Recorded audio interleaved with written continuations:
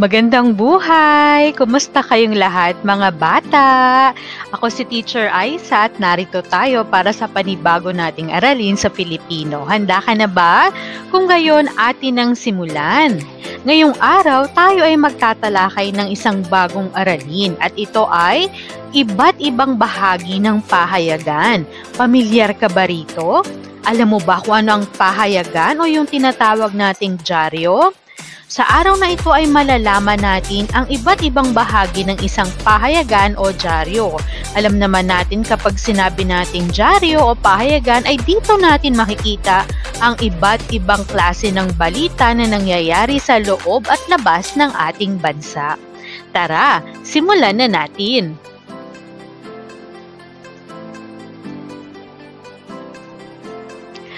Muli, magandang araw sa inyong lahat mga bata at handa na ba kayo para sa isa na namang masaya at bagong aralin natin sa Filipino? Tara samahan niyo ako at ating tuklasin ang panibagong aralin at isang masayang pagtalakay sa Filipino. At ang ating aralin para sa araw na ito ay tungkol sa paggamit sa iba't ibang bahagi ng pahayagan ayon sa pangangailangan o paano ba natin ginagamit o para saan ba ang mga bahagi ng pahayagan na ating nakikita at matutukoy natin tungkol saan ba ang mga ito at saan ba natin ito magagamit. Ang ating layunin para sa araw na ito, para sa ating aralin ay ang sumusunod. Una, naiisa-isa ang bahagi ng pahayagan. So sa ating aralin sa araw na ito ay matutuklasan natin ang iba't ibang bahagi ng pahayagan. At gayon din, natutukoy ang gamit ng bahagi ng pahayagan. Ano ba ang gamit ng mga ito? Ano ba ang makikita natin sa bawat bahagi ng pahayagan na ito? Tara, simulan na natin! Handa ka na ba para sa ating aralin ngayong araw? Tara na! Ang ating unang bahagi ng pahayagan ay ang mukha ng pahayagan. Makikita rito ang pinakamainit na balita sa araw na iyon. Gayon din, makikita dito ang mga nakalap na pangunahing balita sa loob at labas ng bansa. Ito yung pinaka-front page na nakikita natin o banner page ng ating pahayagan. Makikita natin dito kung ano yung pinakamainit na balita. Diba? Pag nanonood tayo ng balita sa telebisyon, baga ang lagi nilang intro, ang mga sa ulo ng mga balita, mga pinakamaiinit na balita para sa araw na iyon. Ibig sabihin, ito yung mga pinakamahalagang nangyari na mga balita sa araw na iyon. So makikita natin yung pinakapangunahing banner nila o pinakapangunahing balita para sa loob ng araw na iyon. Gayon din makikita natin dito kung ano yung pangalan ng pahayagan. So halimbawa, balita, Filipino Star ngayon, Philippine Daily Inquirer, Manila Bulletin. So dito natin makikita kung ano yung pangalan ng pahayagan, gayon din yung mga pinakamainit at pinakamahalagang balita para sa araw na iyon. Muli, tinatawag natin yung mukha ng pahayagan. Sunod ay ang pahinang opinyon. Ang pahinang opinyon, makikita natin dito o mababasa natin dito ang mga opinyon ng mga manunulat tungkol sa mga isyung napapanahon. Gayon din ang kanilang personal na pagtingin at pagtataya sa isang tiyak na paksa o issue na mainit na tinatalakay sa kasalukuyan. Sa pahinang opinyon, makikita natin itong iba't ibang mga kolumnista at sila ay nagbibigay ng kanilang personal na pagtingin. Ibig sabihin, kanila yung opinyon. Ano ba yung tingin nila tungkol sa isang napapanahong paksa o issue? Halimbawa, issue tungkol sa edukasyon, issue tungkol sa COVID-19, isyong pangkalusugan, isyong politikal. Ito ay kanilang sariling pananaw, sariling pagtingin, at kanilang sariling opinyon tungkol sa isang mainit na paksa na pinag-uusapan sa kasalukuyan. Meron silang mga sariling pamagat ng column, no? May mga pangalan sila ng kanilang column na Ang mga nagbabasa ay maaring silang subaybayan, no, batay sa kanilang mga paksa o isyu na tinatalakay sa isang partikular na o isang tiyak na paksa sa kasalukuyan. Iyan ang pahinang opinyon. Muli, makikita natin dito ang opinyon, ang kanilang mga personal na pananaw at pagtingin ng mga kolumnista tungkol sa isang tiyak at napapanahong paksa. Editorial o pangulong tudling. Ito naman ang isa pang bahagi ng pahayagan na kung saan makikita mo rito ang pananaw ng patnugot tungkol sa isang issue. Mayroon itong editorial cartoon na nagpapakita ng posisyon ng pahayagan ukol sa isang isyung napapanahon. Pag sinabi naman nating editorial o pangulong tudling, ito yung madalas nating nakikitaan ng mga cartoon o cartooning o editorial cartoon na kung saan itong bahagi ng ito ay ang nagbibigay ng opinyon ng patnugot o yung pinakaulo ng pahayagan o yung kanilang editorial chief, no, yung puno. So sinasalamin nito ang pananaw, ang posisyon ng buong pahayagan tungkol sa isang isyung napapanahon. So makikita natin dito ang editorial cartoon katulad ng halimbawa natin sa taas na isang stand-alone, maaari itong stand-alone. Ibig sabihin yung larawan ay maaring drawing o cartoon ng isang tiyak na paksa. At sa baba nito ay ang opinyon ng buong pahayagan. O pag sinabi naman natin halimbawang stand-alone, maaaring ito ay nakahiwalay doon sa may panibagong issue itong tinatalakay maliban doon sa isang partikular na issue na binigyang tuon ng patnugot. So ulitin natin, pag sinabi nating editorial o pangulong tudling, makikita natin dito yung pananaw ng buong pahayagan sa pamamagitan ng patnugot tungkol sa isang tiyak na paksa na gusto nilang talakayin at higit sa lahat, ito ay laging napapanahon o ayon sa kasalukuyan.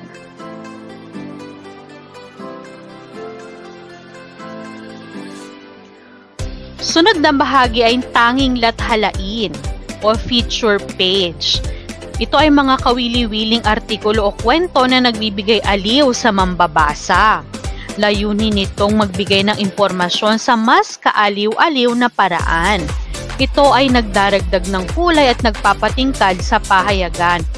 So itong lathalain o feature page, kung kayo ay mayroong pahayagang pampaaralan, nilalaman nito yung mga balitang nakakapukaw ng ating damdamin o yung mga balitang kapupulutan natin ng inspirasyon na magbibigay sa atin ng magandang pagtingin sa buhay. Maaari itong maglaman ng mga tula, maaari itong maglaman ng mga review tungkol sa isang pelikula, sa isang maikling kwento, at maaari rin itong maglaman ng iba't ibang mga balita na sa tingin natin ay kaaliw-aliw para sa atin. No, hindi ito yung typical na balita na nagbibigay sa atin ng impormasyon. O maaari itong magbigay ng impormasyon pero sa mas kaaliw-aliw na paraan. No, kahit na ito ay masaya, ito ay nagbibigay sa atin ng magandang pakiramdam, muli ito pa rin ay nakabatay sa katotohanan. Maaari itong maglaman uli ng mga tula, mga kwentong gawa, mga review sa isang pelikula o maaring sa isang maikling kwento na nabasa. Ito ay nagdaragdag ng kulay at nagpapatingkad sa pahayagan para naman ma-break o matigil yung, alam naman natin pag sa pahayagan, lahat ng balita dito ay seryoso. Pero pagdating sa lathalain, ito ay magaan. Kumbaga feel good ang mga balita na maaari nating mabasa sa isang lathalain o feature page. Sunod naman ang anunsyo klasipikado o yung classified ads na tinatawag natin. Sa mga tabloid at sa mga malalaking pahayagan natin katulad ng mga Daily Inquirer, Manila Bulletin, maaari itong makikita natin dito yung mga iba't ibang patalastas ng produkto, serbisyo at maging mga anunsyo ng mga kumpanya. So, yung mga naghahanap ng trabaho, naghahanap ng pagkakakitaan, dito nila makikita yan sa classified ads. Gayun din yung mga kumpanya na nais i-promote yung kanilang produkto, yung kanilang serbisyo, dito nila yan inilalagay. Yung mga nangangailangan ng yung mga kumpanya na nangangailangan ng mga aplikante o mga trabahador, dito nila yan inilalagay sa classified ads. So muli, hindi lang yung mga naghahanap ng trabaho o yung mga bakanteng trabaho ang makikita natin dito. Maging ang mga commercial o patalastas ng isang produkto na nais nilang i-endorse, mga serbisyo na kanilang ibinabahagi o kanilang ino-offer, at ang mga mahalagang anunsyo ng mga kumpanya. Sunod ay ang pahinang panlibangan. So, yung pahinang panlibangan, makikita natin dito yung mga comics, crossword, mga sudoku, at maging horoscope na ating kinawiwilihan. Ito ay maaring makita natin sa mga bahaging likod ng tabloid, no, na kung saan kumbaga pinapatalas din ito yung ating isip, no. Bukod sa mga balitang nabasa natin sa araw na ito, ay binibigyan tayo ng pagkakataon na patalasin ang ating mga isip sa pamamagitan ng pagbibigay ng mga crossword at mga sudoku. So maging may mga comics din tayong makikita dito. So gayon din, katulad ng lathala, ay nagbibigay kulay ito sa pahayagan. So ito yung pahinang panlibangan.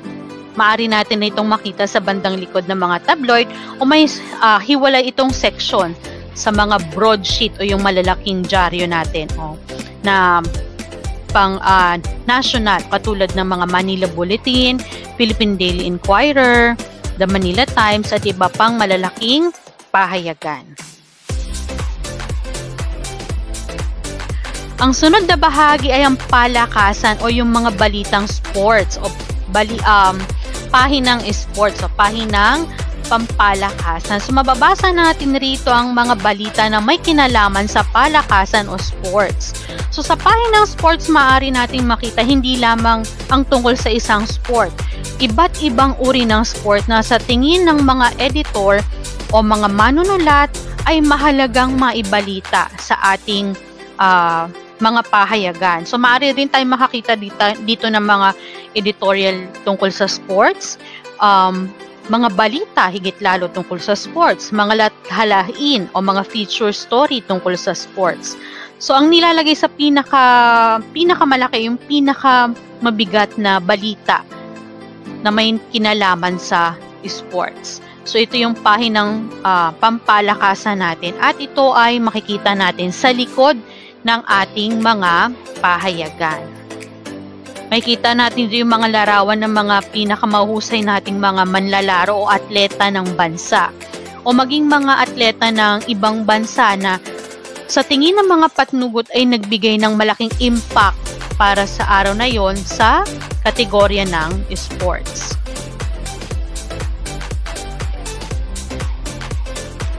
Sunod ay ang buhay artista o yung mga showbiz page natin na tinatawag, na kung saan mababasa natin ang mga balita sa mundo ng showbiz at mga kwento ng buhay ng mga artista. So yung mga latest na mga balita tungkol sa ating mga paboritong artista. Maaari rin itong lamanin yung mga pelikula ng mga artista na malapit nang ipalabas, mga issue tungkol sa mga buhay-buhay nila, mga parating na mga bagong teleserye, bagong mga pelikula, o yung mga issue na pumutok sa isang araw na kung saan ay nagiging kaintri-intriga para sa mga mambabasa. So lahat ng may kinalaman sa artista o sa mundo ng showbiz, dito natin yan mababasa sa pahina ng buhay artista o yung showbiz page. At ang huli ay ang seksyong pangangalakal o yung business page natin o economics, na ito ay tumatalakay naman sa mundo ng kalakalan at ekonomiya ng bansa at maging ng ibang bansa. No? Ito yung mga makikita rito ang balita sa kalakalan at ekonomiya sa loob at labas ng bansa. Ano ba yung galaw o estado ng ekonomiya ng isang bansa? Dito natin yan makikita sa seksyong pangangalakal. May kinalaman sa mga ating mga mga bilihin, ano ba yung nangyayari sa mundo ng pangangalakal, yung business, ano ba yung mga stocks. Dito natin makikita yan sa seksyong pangangalakal. At kalimitang tumitingin dito ay yung mga negosyante na nagbabalak magtayo ng negosyo, o yung mga kasalukuyang negosyante, tinitingnan nila yung galaw o yung trend, latest trend na nangyayari sa mundo ng pangangalakal o business. Ito ay ilan lamang sa mga pahina ng bahagi ng pahina na ating makikita sa isang pahayagan. At kapag tayo ay nagbasa ng isang pahayagan, ay para itong libro na kung saan araw-araw may bago tayong issue na natatanggap, ng issue ng pahayagan, na kung saan nagbibigay sa atin ng impormasyon, no, na pinapanatili tayong mulat sa lahat ng mga nangyayari sa loob at labas ng ating bansa. At ito ay ating magagamit sa pang-araw-araw na buhay. Sa paanong paraan ba? Nagbibigay ito sa atin ng impormasyon. Nagbibigay sa atin ito ng payo, ng mga mabubuting balita o yung mga balita na dapat nating pahalagahan na maaring makaapekto sa ating pang-araw-araw na pamumuhay. Katulad na lang ng mga balita tungkol sa COVID-19. Ano ba yung latest dito? Ano ba yung mga kailangan nating gawin? Ano yung kailangan nating iwasan upang hindi tayo magkaroon ng sakit? So sa pamamagitan ng pagbabasa ng mga pahayagan ay makikita natin dito kung ano na ba yung nangyayari sa ating bansa, maging sa labas ng ating bansa, na nakakaapekto sa ating pamumuhay. At hanggang dito na lang ang ating aralin ngayong araw para sa Filipino. Maraming salamat sa iyong pagtutok sa araw na ito, at nawa ay marami kang natutunang bagay sa ating aralin ngayong araw. Muli, ako si Teacher Aisa, at magkita-kita tayong muli sa susunod nating aralin sa Filipino. Paalam!